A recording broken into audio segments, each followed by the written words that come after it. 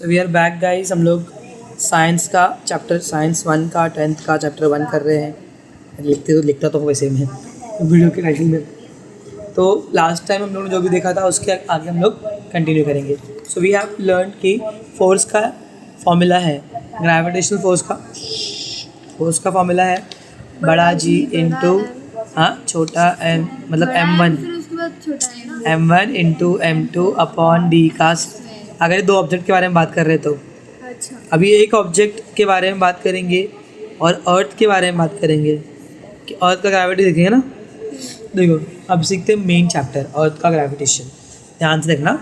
तो फोर्स का फॉर्मूला पता क्या हो जाएगा, बड़ा जी इंटू m1 लेंगे हम लोग अर्थ का मास, कैपिटल M मतलब अर्थ का मास, इंटू छोटा m मतलब जो भी ऑब्जेक्ट ले रहे हैं हम लोग।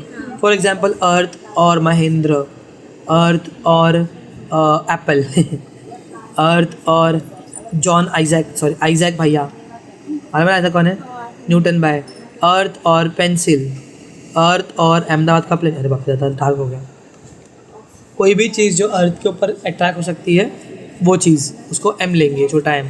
अर्थ का मास तो कांस्टेंट रहेगा।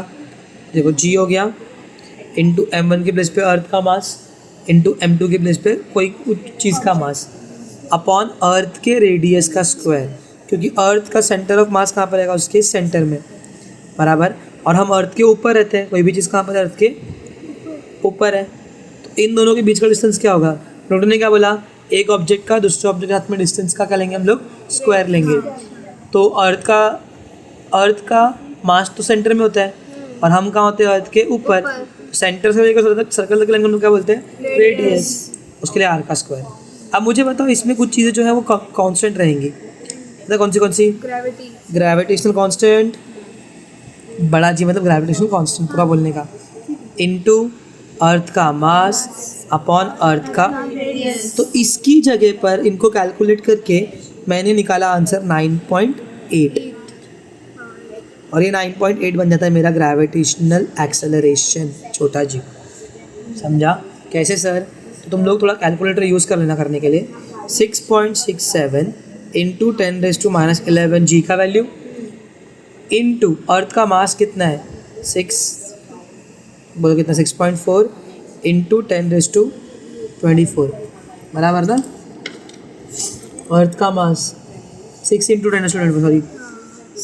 10⁻24 अपॉन उसका रेडियस है 6.4 इंटू 10⁻6 उसका स्क्वायर। मैं छोटे मोटे कैलकुलेशन करता है यहाँ पे, बाकी तुम लोग करना, ठीक है। 10 कितनी बार है यहाँ पे, माइनस में 11 बार माइनस है, यहाँ पे 24 बार प्लस में, तो प्लस माइनस तो कितना जाएगा, 10 कितनी बार जाएगा, 13 बार। याद है अपन सातवें में कहते a⁻m multiply by a⁻n is equals to a⁻m plus. तो 24 प्लस -11 करोगे तो ऑब्वियसली माइनस ही होगा ना। इंटू कितना जाएगा, 6 अपॉन 6.4 का स्क्वायर मतलब 6.4 दो बार, इंटू 10 कितनी बार है, 6 10⁻6 कितनी बार है, 2 बार, बराबर। अभी क्या करते हैं हम लोग, 6.7 को 6 से मल्टीप्लाई करोगे, 6 7 जार 42, 4 क्या आ रही, 36 प्लस 4 40, 4 क्या आ रही, 36 प्लस 40 दो डेसिमल इंटू 10⁻13। 64 का स्क्वायर है 4096। हाँ यार इतना तो मैथ टीचर ना ब्रो, इतना तो रहना चाहिए यार। देख लेना एक बार, चेक कर लेना। इंटू 10⁻6 बार, 6 बार कितनी बार होगा, 10 कितनी बार होगा, 12 बार, बराबर।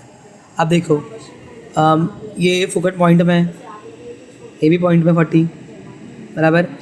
तो इसका 13 0 है ना, 2 0 इसको दे दो तो बन जाएगा 4002 इंटू 10⁻11। इसको भी 2 0 दे दो,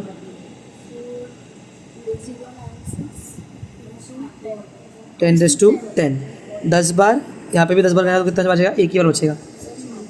समझा कि नहीं, कुछ नहीं समझा ना। देखो 10⁻11 को स्प्लिट करो, 10⁻10 इंटू 10 कितनी बार, एक बार, 11 बार होगा। तो 10⁻10 कट हो गया, क्या बचा, 4002 इंटू 10 अपॉन 40।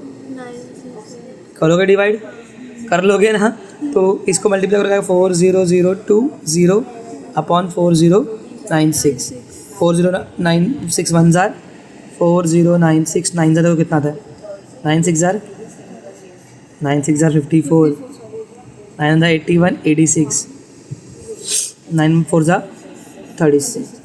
तो चलो करो minus 40,020 minus 36,864 10 minus 4 6 12 minus 7 5 10 minus 9 1 10 minus 7 3 इतना आएगा 3001 कितने जार 9 जार समझा ना कुछ 4096 9 जार इतना आया बराबर पॉइंट दोगे डेसिमल आएगा बराबर और फिर 7 जार लेना पड़ेगा उसके लिए एक बार 7 आएगा 2 बार आएगा 7 तो 9.77 आएगा इसका आंसर डिवाइड करने पर और फिर 9.8 ले लेंगे हम लोग मोटा मोटी मीटर पर सेकेंड स्क्वायर समझा। इसको हम लोग बोलते हैं ग्रेविटेशनल एक्सेलरेशन डिनोट करते हैं हम लोग इससे इसको छोटे जी से समझा। तो अगर मैं बोल लूँ ध्यान दो पावर ऑफ सब्स्टिट्यूशन फोर्स का फॉर्मूला क्या था normal m1 g m2 upon D का स्क्वायर बराबर अर्थ के हाथ में क्या था formula F is equal to G earth का मास इनटू किसी भी चीज़ का मास मेरा मास तेरा मास जो भी दिया है वो अपॉन अर्थ के रेडियस का इक्वल टू अपना मास तो वही रहने वाला है अपना मास मतलब ये वाला मास चेंज होता रहेगा तो उसको मैंने फॉर्मूला में m ले लिया इसकी प्लेस पे मुझे क्या मिला पता तुमको 9.8 दैट मीन्स छोटा जी तो दूसरा फॉर्मूला क्या बन गया एक बार m इंटू जी नॉर्मल फोर्स का फॉर्मूला क्या है निधि फोर्स इज इक्वल्स टू देखो ना फिर ग्रेविटेशन का फॉर्मूला भी क्या है मास इनटू ग्रेविटेशनल एक्सेलरेशन एक ही तो बात है दोनों को समझा। इसके दोनों का यूनिट क्या है मीटर पर सेकेंड समझा। कुछ डाउट है तो ये हम लोग ने किया ग्रेविटेशनल एक्सेलरेशन कैसे फाइंड आउट करते बता दिया।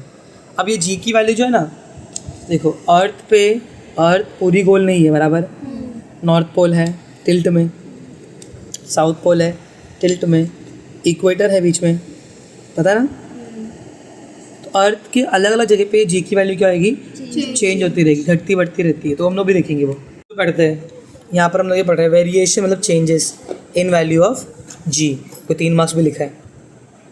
अब देखो चेंज अलॉन्ग द सरफेस अगर मैं मेरे अर्थ के ऊपर हूँ ठीक है मैं रीड नहीं करने वाला I am just teaching you like this और मेरा ये इक्वेटर है बराबर 0 डिग्री का यहाँ पर दिख रहा है बहुत फ्लैट है और ऊपर आते आते थोड़ा कम होता रहता है बराबर। जब हम लोग ये बनाते हैं अर्थ का लैटिट्यूड बनाते हैं हम लोग ऐसा पता है तो आते हैं तो छोटा बनता था लैटिट्यूड दिख रहा है समझ में आ रहा है कि नहीं आ रहा है दैट मीन्स अर्थ के सेंटर का और इसका ज़्यादा डिस्टेंस रहता है इक्वेटर पे सरफेस का। अब डिस्टेंस ज़्यादा है अभी मान लो जी का मास के साथ में अच्छा रिलेशन है अर्थ के डायरेक्ट रिलेशन है और डिस्टेंस के साथ में इनवर्स रिलेशन है कि नीचे है ना तो अगर डिस्टेंस बढ़ेगा तो जी का वैल्यू क्या होगा कम होगा तो इक्वेटर पे सबसे कम जी रहता है समझा। कितना रहता है इक्वेटर पे 9.78 और वैसे तुम पोल पे आते रहोगे तो 9.83 होते जाता है जी का वैल्यू बढ़ रहा है ना समझा। इतना ये क्यों पता है पूछो क्यों क्योंकि ऑब्वियसली जितना ज़्यादा डिस्टेंस रहेगा जी के साथ में जब मैं कांस्टेंट जी लेके आता हूँ पकड़ना रे और मास लेके आता हूँ और डिस्टेंस का स्क्वायर लेके आता हूँ या फिर रेडियस का स्क्वायर इधर देखो ना यहाँ पर बनाया ना यहाँ पे GMR² तो जहाँ R स्क्वायर बनता है मेरा R बढ़ेगा तो जी क्या होगा कम होगा समझ में आया इजी है। इसीलिए इक्वेटर में R बढ़ता है तो जी कम रहता है यहाँ पर रेडियस छोटा होते जाता है तो जी बढ़ते रहता है समझा। क्लियर हो फर्स्ट वाला the more the distance the lower will the value of G उल्टा इफेक्ट है समझा इनवर्स प्रोपोर्शन। सेकंड है चेंज विद हाइट। अब देखो अर्थ जी का वैल्यू किसको बढ़ता है G is equals to gravitation constant mass of the earth और रेडियस ऑफ द अर्थ बराबर है ओके। फिर अगर मैं एक ऐसा अर्थ बनाऊँ हम लोग अर्थ के ऊपर रहते हैं तो यहाँ से लेकर इधर तक का रेडियस कितना है 6,400 किलोमीटर में बराबर या फिर 6.4 इंटू 10⁶ मीटर्स। भाई किलोमीटर में कन्वर्ट करोगे कितना जाएगा? 6400 किलोमीटर बराबर। अब थोड़ा सा ऊपर रहेगा ना, मतलब बिल्डिंग बना दिया। अब मैं बोल रहा हूँ यहाँ पे बिल्डिंग में खड़ी रह के एक निब्बी अपने बंदे के लिए जान देने वाली है, ठीक है, तो इसका और अर्थ का फोर्स कितना रहेगा?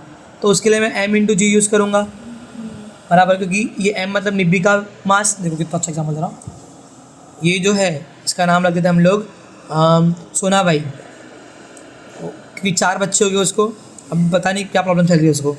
तो सोना भाई के 4 बच्चे कथक कर रहे, कोई नाच रहा है, ठीक है। तो ये अभी मरना जाती है क्योंकि सोना भाई का पास दारू पी के आ रहा है बार बार, तो ये बेचारी इधर पे खड़ी है, ठीक है। अब इसका मास क्या है? m, और ये छोटा जी मतलब अर्थ का मास अपॉन अर्थ के रेडियस का स्क्वायर इंटू ग्रेविटेशनल कांस्टेंट। अब इसके बाद भी समझ में नहीं आएगा तो तुम लोग भी सोना भाई के बाजू में खड़े रह जाना, ठीक है, ऐसा निकलेगा। लेकिन बिल्डिंग का हाइट कितने दूर तक है तुमको पता है?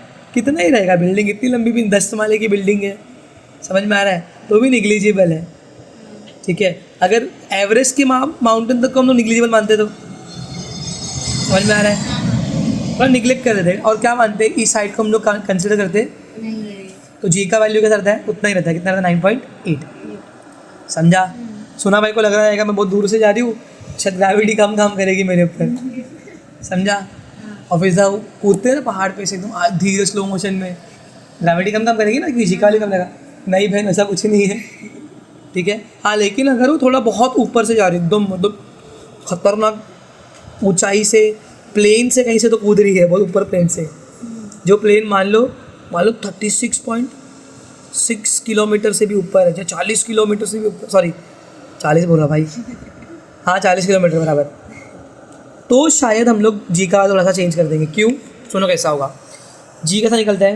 ग्रेविटेशनल कांस्टेंट इनटू अर्थ का mass upon radius of earth तो रहेगा ही, लेकिन प्लस यहाँ पर थोड़ा सा हाइट हो जाएगी, समझा, उनका स्क्वायर रहेगा, क्योंकि वो उतना दूर है ना उससे, बेचारा अर्थ इधर, सोना भाई इधर, भगवान भरोसे, समझा। कुछ हाइट तक हम लोग निग्लिजिबल मान सकते हैं, लेकिन बहुत हाइट जाएगा तो अब बताओ फिर नीचे का बढ़ गया, डिनोमिनेटर इंक्रीज हो गया, तो जी का वैल्यू क्या देगा? डिक्रीज। सही क्या फालतू की, बट जी का वैल्यू डिक्रीज ही क्यों हो रहा है? डिक्रीज ना जी का वैल्यू, इक्वेटर पे भी जी का वैल्यू डिक्रीज हो गया, समझा। तो क्यों? फैक्टर्स रहते हैं, इनको क्या बोलते हैं हम लोग? फैक्टर्स। कुछ चीज़ें उंगली करती है जी को 3 चीज़ें उंगली करती है, कांस्टेंट, अर्थ का मास और रेडियस, जी या फिर कितना दूरी पर है उससे। तो सेकंड समझ में आया? Change with the height. कुछ हाइट तक हम लोग चेंज करेंगे नहीं, लेकिन और हाइट बढ़ती जाएगी तो उसका देखो सेंटर से लेकर अर्थ का डिस्टेंस तो रहेगा ही, प्लस जिस हाइट पर वो मर रहा है। सो ये तो नीचे आ गया ना, हम लोग नीचे नहीं, हम लोग अर्थ के ऊपर थे वाले में ना, यहाँ से भी हम लोग हाइट के ऊपर ही है, तो ये हाइट को हम लोग प्लस करेंगे, डिस्टेंस बढ़ा, दैट मीन्स वैल्यू ऑफ जी घटा, समझा। बेचारा अर्थ बोलेगा मैं तो पकड़ नहीं पा रहा हूँ। जैसे कि सैटेलाइट, देखो यहाँ पे एग्जांपल दिया हुआ है, height of a typical weather satellite कितनी दूरी पर है? 400, तो यहाँ पर छोटी जगह कितना? 8.7, बाप रे, सोचो। अब देखो थोड़ा कंफ्यूज करता हूँ, करना पड़ेगा। जी डिपेंड है रेडियस के ऊपर और फोर्स ऑफ ग्रेविटी डिपेंड है जी के ऊपर। ये बताओ, force is directly proportion to mass of the object into gravity भी, दोनों के साथ में कौन सा इसका रिलेशन है? डायरेक्ट। मास बढ़ेगा तो भी फोर्स बढ़ेगा, ग्रेविटेशनल एक्सेलरेशन बढ़ेगा तो भी फोर्स बढ़ेगा, बराबर। लेकिन जी का रेडियस के साथ में क्या रिलेशन है? अपोजिट। रेडियस बढ़ेगा मतलब डिस्टेंस बढ़ेगा तो जी क्या होगा? कम होगा। तो यहाँ पर सैटेलाइट में क्या हो रहा है? सैटेलाइट के टाइम पे जी का वैल्यू क्या हो रहा है? कम हो रहा है। रेडियस बढ़ रहा, जी कम हो रहा। अगर जी कम हो रहा तो फोर्स भी कम हो रहा। इसीलिए सैटेलाइट जो है वो अर्थ को आगे चिपक नहीं आते। हाँ, एक्चुअली अर्थ बुलाती है उनको अपने पास में, लेकिन वो क्या करते हैं? घूम जाते हैं। कौन सा फोर्स है ये? सेंट्रीपेटल फोर्स, समझा। अब इतना अच्छे से कौन समझाएगा तुमको? तो ये दो सिचुएशन थे। फर्स्ट सिचुएशन समझ में आया क्या था? Change along with surface. Surface के ऊपर कभी चेंज होता है, इक्वेटर पे डिस्टेंस ज़्यादा है तो जी कम हो जाएगा, फिर जी कम है तो फोर्स भी कम होगा, समझा। पोल्स पे फोर्स डिस्टेंस कम है तो जी ज़्यादा है, जी ज़्यादा है तो फोर्स भी ज़्यादा है। इतना कुछ हार्ड नहीं है, समझा। हाइट के हिसाब से कुछ हाइट तक हम लोग निग्लिजिबल मानेंगे, जी का वैल्यू 9.8 लेंगे, लेकिन और हाइट पे जा रहा है तो डिस्टेंस बढ़ेगा। डिस्टेंस क्या बन जाएगा, रेडियस प्लस हाइट, बराबर। ये बढ़ेगा तो जी क्या हो जाएगा, कम, और जी कम होगा तो फोर्स भी। इसीलिए ये लोग आते नहीं ना। अभी देखो height of communication satellite 35,700 metre के ऊपर रहती है, किलोमीटर के ऊपर। उधर भी देखो जी कितना काम कर रहा है, 0.22। अब 0.22 अगर जी है, फोर्स भी बहुत बहुत कम रहेगा, नहीं समझे। फिर लास्ट है डेप्थ। अब तुम बोलो चलो अच्छा है, अगर डीप में जाएंगे तो एटलीस्ट अभी जी बढ़ेगा, ठीक है ना। डेप्थ में अभी दूर जा रहे थे तो रेडियस बढ़ रहा था, डिस्टेंस बढ़ रहा था, डिस्टेंस बढ़ा तो जी कम होगा। अब डिस्टेंस क्या हो रहा है, कम हो रहा है, नहीं, एक्चुअली डिस्टेंस कम, कुछ और भी कम हो रहा है। अब देखो, हाँ चालू ही कब से, मैं समझा ही रहा हूँ, ठीक है। अब देखो सेंटर यहाँ पर है, हम यहाँ पर थे तो नॉर्मल रेडियस था, बराबर। क्या था, नॉर्मल रेडियस था। तो जी का वैल्यू कैसा आया था, ग्रेविटेशनल कांस्टेंट, कितनी बार करा चुका हूँ मैं, इनटू अर्थ का पूरा मास अपॉन अर्थ का पूरा रेडियस। अब मान लो रेडियस हाफ हो गया, अब हम यहाँ पर है, कहाँ पर है, यहाँ पर। तो मुझे बताओ अर्थ से मेरा डिस्टेंस भी कितना है, हाफ ही होगा। तो रेडियस कितना हो गया, जी इज इक्वल्स टू रेडियस हो गया आर का हाफ, बराबर है। रेडियस हाफ हो गया, लेकिन अब अगर मैं यहाँ पर हूँ तो मैं अर्थ का सिर्फ इतना हिस्सा ही लूँगा ना खुद के लिए, अर्थ का इतना ही मास कैलकुलेट करूँगा, बाकी का मास तो गया। अरे बाप रे सर, आपने बोला रेडियस कम होगा तो जी बढ़ जाएगा ना। हाँ, यहाँ पे रेडियस तो कम हुआ, साथ के साथ मास भी क्या होगा, जब मास कम हो रहा है तो जी क्या हो जाएगा, समझा। बस ये 3 चीज़ें थी।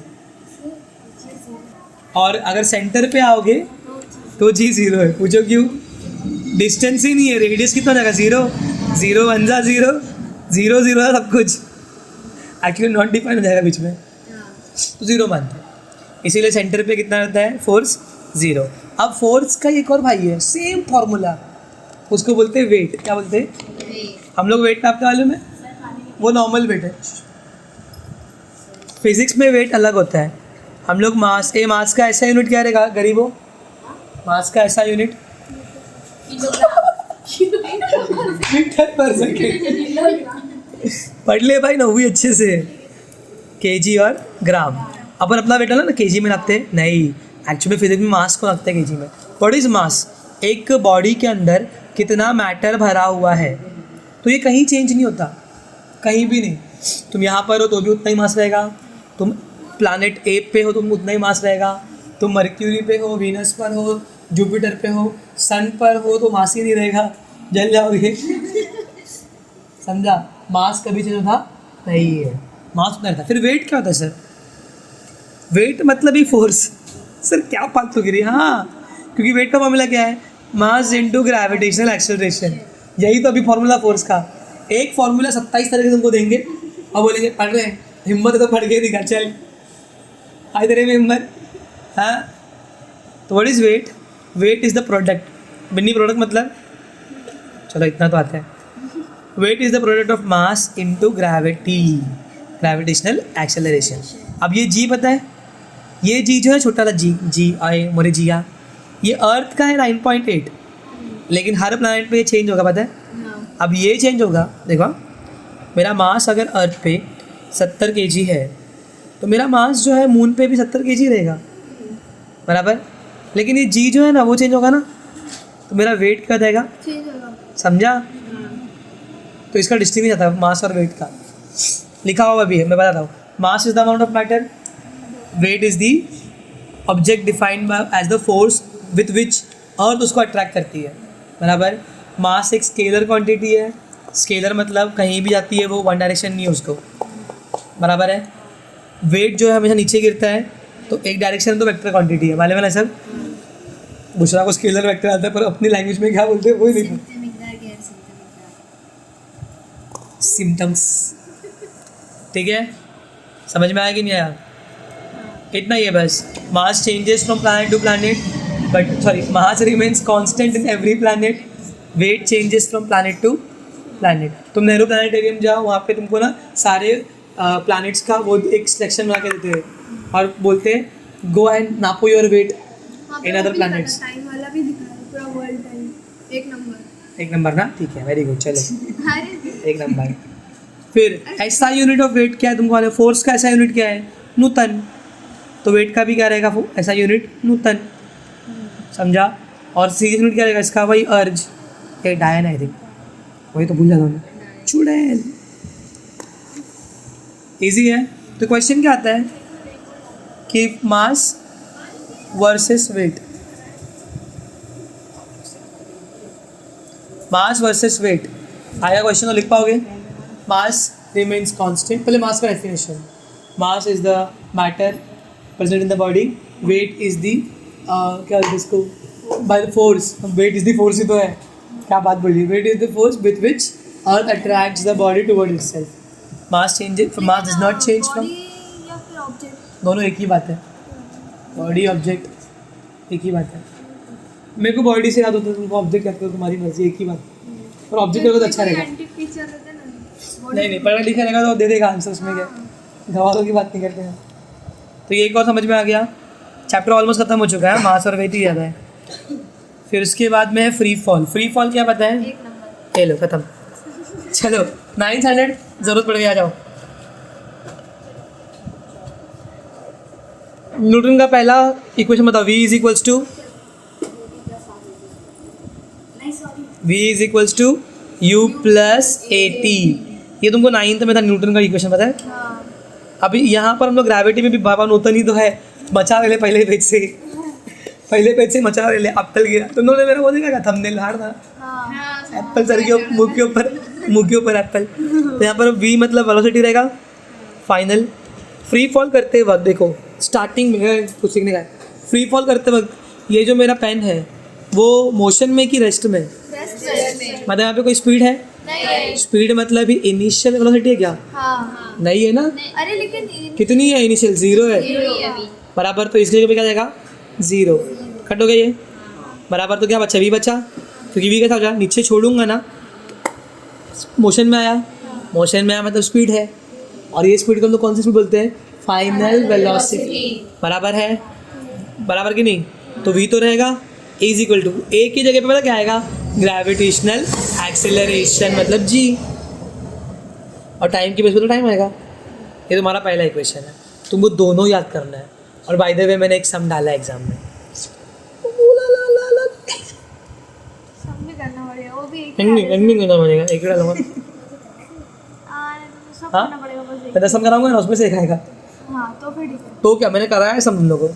सेकंड क्या है न्यूटन का formula? s is equals to U T plus half A T square बराबर। अब वापस से u तो 0 ही है, नीचे गिरते वक्त u तो है वो 0 ही है बराबर, तो ये तो पूरा निकल जाएगा। तो क्या बचेगा? s मतलब डिस्टेंस। डिस्टेंस डिस्प्लेसमेंट बराबर, दोनों भी हाँ हाफ का हाफ, ए की प्लेस पे टी का, स्क्वायर। समझा? यही फ्री फॉल है भाई, फ्रीली गिरना। बेचारी लगता है सोना भाई गिर कूद गई उधर से। लास्ट का था V square is equals to U square plus 2as। ए वो पूछ रही इसमें का यू टी कहाँ गया?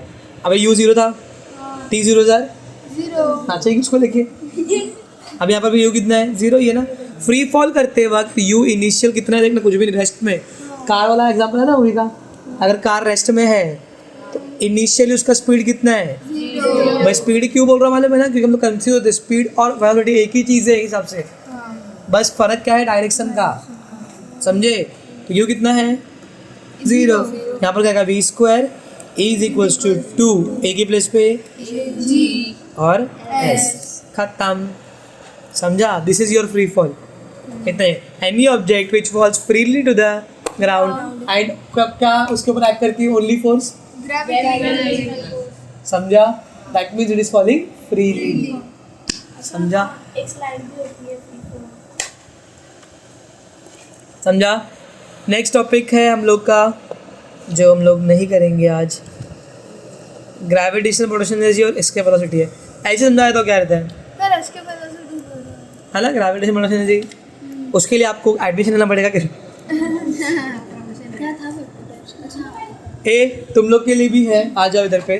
तुमको के ई याद है ना, K E kinetic energy half into M V square, motion वाला एनर्जी प्लस पी मालूम है ना, potential energy M G H, इनको मिला के मतलब टोटल एनर्जी।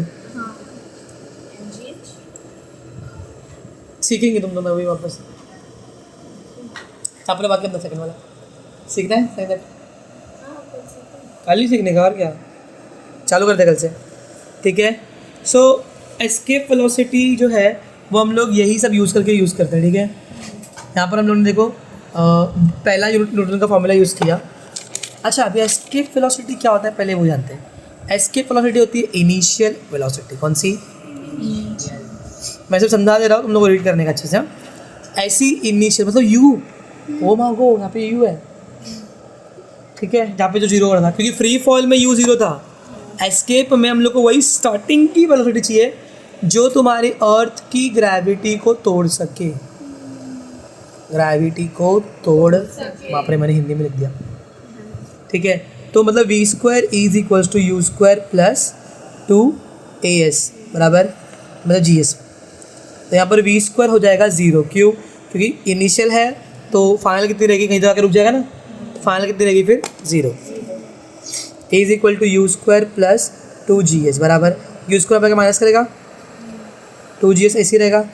अब दो आउट है, एच को छोड़ो अकेला, माइनस यू स्क्वायर 2g आके इसको डिवाइड करेगा, इज इक्वल टू क्या मिलेगा मेरे को एस। यहाँ पर तुमको सब समझाया गया है बस, ओके। बॉल का एग्जांपल दिया, बॉल जो है वहीं तक पहुँच पाएगी।